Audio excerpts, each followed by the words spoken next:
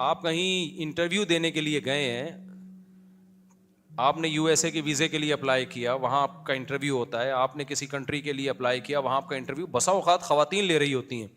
اگر آپ وہاں نظر نیچی کر کے انٹرویو دیں گے تو اس کا بہت برا امیج جاتا ہے. بسا اوقات اس بیس پہ وہ ویزا ریجیکٹ کر دیتے ہیں. جاب کے لیے آپ گئے انٹرویو دینے کے لیے, آپ کو اجازت نہیں ہے کہ آپ ادھر ادھر دیکھ کے انٹرویو دیں, تو وہاں دیکھنا پڑتا ہے. اب ایسے موقع پہ جہاں ضرورت ہے وہاں ناجائز ہونے کی کوئی دلیل نہیں ہے, تو وہاں دیکھنا جائز ہے, لیکن بہن سمجھ کے دیکھیں اس کو, آپ ماں سمجھ کے دیکھیں آپ اس کو. اس میں دل میں پھر انسان کو چاہیے کہ وہ اپنی خواہشات پہ کنٹرول کرے, ٹھرکی نہ بنے.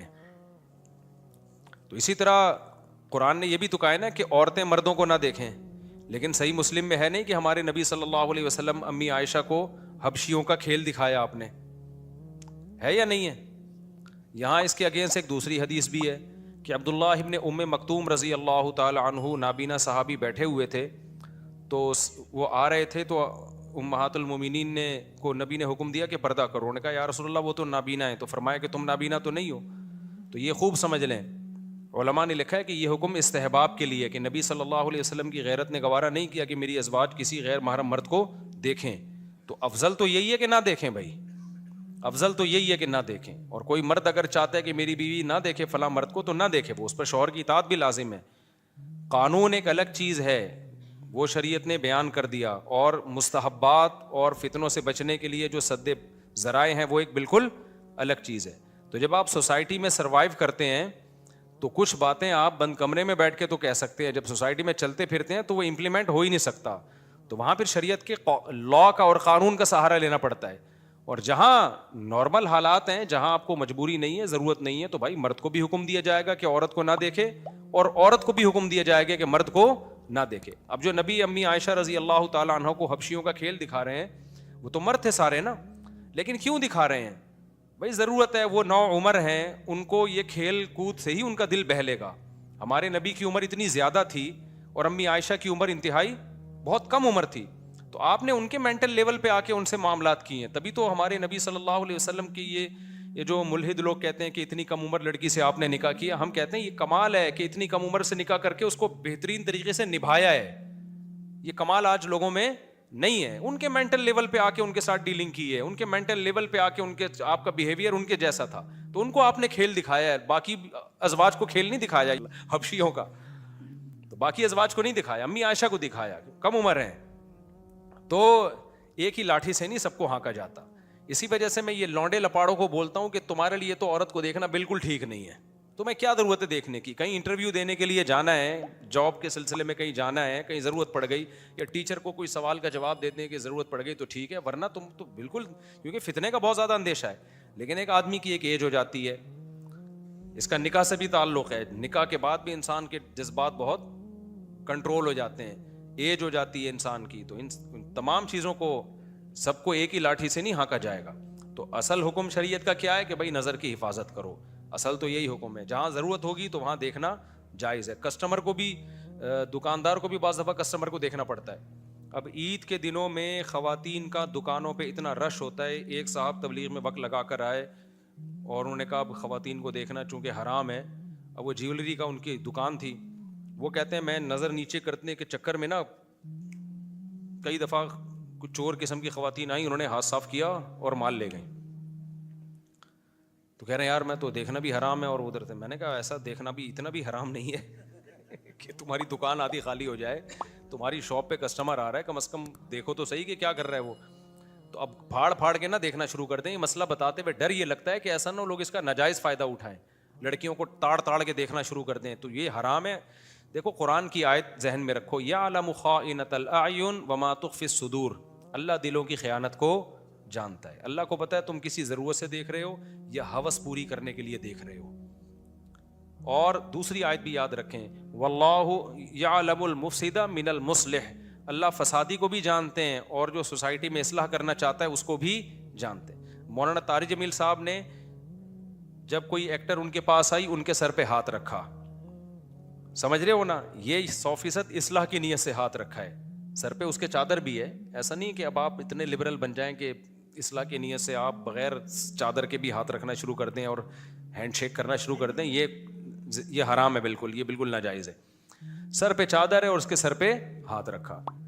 آپ نے اب کیا کیا, آپ اگر ہاتھ رکھو گے تو میں نہیں کہوں گا کہ یہ جائز ہے, میں نہیں, کیونکہ واللہ یعلم المفسد من المصلح, اللہ کو پتہ ہے کون فساد کر رہا ہے اور کون ایک مسئلے کا ناجائز فائدہ اٹھا رہا ہے. مولانا طارق مل صاحب کے حالات میرے سامنے جتنے آپ کے سامنے اتنے نہیں ہوں گے. ان سے علمی اختلافات 100 دفعہ ہو سکتے ہیں, لیکن ان کے تقوی پر, ان کی للہیت پر اعتراض کرنا بہت مشکل کام ہے. ان کی زندگی قربانیوں میں گزری ہے, اللہ کی تبلیغ میں چلتے رہے ہیں ساری زندگی, تو اب جا کے بیٹھے ہیں گھر میں. ساری زندگی سفروں میں گزری, پہاڑوں میں, پتھروں میں, کون سی جگہ ہے جہاں وہ تبلیغ کے لیے نہیں گئے ہوں. کئی سال مدرسے میں گزارے, مجاہدے میں. تو ایسا شخص اگر کسی عورت کے سر پہ ہاتھ رکھ رہا ہے تو بھائی بیٹی بنا کے ہی رکھ رہا ہوگا. لیکن آپ اگر رکھنا شروع کر دو تو مجھے ڈر ہے کہ میرے 4 شادیوں والے بیانات کا کہ پٹانے کی کوشش کر رہے ہیں اس کو. یہ تو اس طرح اللہ کو بھی پتا ہوتا ہے کہ کون مصلح ہے اور کون مفسد ہے. اب آپ یہ نہیں کہہ سکتے کہ مولانا طارق جمیل صاحب کے لیے مسئلہ چینج کر دیا اور دوسروں کے لیے مسئلہ الگ ہے. مسئلہ سب کے لیے ایک ہی ہے. وہ مسئلہ ہے کہ عورت کی طرف غلط نیت سے نظر ڈالنا جائز نہیں ہے. مسئلہ سب کے لیے یہی ہے. اب بات یہ ہے کہ کون غلط نیت سے نظر ڈال رہا ہے اور کون صحیح نیت سے نظر ڈال رہا ہے, تو لوگوں کے حالات کو دیکھ کے فیصلہ کیا جا سکتا ہے. بھائی یہ بندہ ہے ہی ٹھرکی, یہ جو دیکھ رہا ہے نا, ہمیں پتہ ہے اس کی کوئی اچھی نیت, کیونکہ یہ کیا اچھا کر لے گا, تو کیوں سر پہ ہاتھ رکھ رہا ہے, تو کیوں فری ہو رہا ہے. لیکن اگر وہ ایجڈ آدمی ہے, بزرگ آدمی ہے, اور دوسری شادی کا بھی کوئی ارادہ نہیں ہے ان کا, انہوں نے بیان کر دیا ہے. میرے جیسا آدمی تو اگر کسی کے سر پہ ہاتھ رکھے نا تو آپ کہہ سکتے ہو شاید مفتی صاحب کا 5ویں کا ارادہ ہو گیا ہے, لیکن اب تو میرے لیے بھی ممکن نہیں ہے نا. 3 کے بعد اگر میں یہ کر رہا ہوتا تو مجھ پہ تو آپ شبہ کر سکتا. بول تو میں بھی یہ کام نہیں کرتا. میں یہ رشتے اس طرح سے میں نے کبھی بھیجے ہی نہیں ہے کسی کو پٹا پٹو کے. میرے دوست مجھ پہ گواہ ہیں الحمدللہ. میں نے شادیاں جتنی کی ہیں نا شریفانہ طریقے سے کی ہیں الحمدللہ, تمیز سے کی ہیں. میرے لیے ایسے بہت رشتے آئے ہیں کہ لڑکی کے ابا راضی نہیں ہے, اماں راضی نہیں ہے. ایک جگہ تو میرے لیے ایسا رشتہ آیا تھا, لڑکی کی ماں بھی راضی, لڑکی بھی راضی, اس کے بھائی بھی راضی, ابا راضی نہیں. اور ابا 100% غلطی پر بھی تھے. غلطی پر اس لیے نہیں کہ مجھے نہیں دے رہے, وہ ابا کا جو تھا نا وہ معاملہ خراب تھا, ان کی نیت کچھ اور تھی, یعنی کہیں غلط جگہ شادی کرنے کی. سب کچھ تھا, میرے لیے تو راستہ کھلا تھا, میں شادی کر لیتا. اور مجھے اس طرف طبیعت بھی مائل تھی. پرانا قصہ ہو گیا, اب نیا نہیں ہے کہ اب ان کو نہیں پتہ چلے گا کس کی بات ہو رہی ہے. میں نے نہیں کی, اس لیے نہیں کہ بھائی باپ کو راضی کرو, میں ابا کی مرضی کے بغیر نہیں کر سکتا. بہت انہوں نے کہا, میں نے کہا نا, اٹ ازنٹ پاسبل. تو میں نے جتنی شادیاں کی ہیں نا, لوگ کہتے ہیں مولوی یوں ہوتے ہیں, مولوی یوں ہوتا ہے. میں نہیں کہہ رہا میں بہت نیک آدمی ہوں, میں جو پتہ ہے وہ اللہ ہی جانتا ہے میں کیا ہوں.